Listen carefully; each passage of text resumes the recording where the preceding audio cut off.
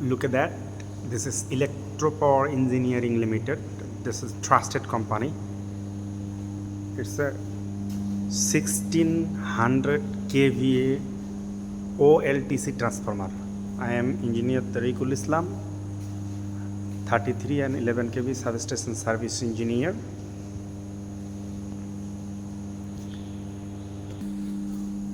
ওএলটিসি আসলে ওএলটিসি হচ্ছে অনলোড tap changing.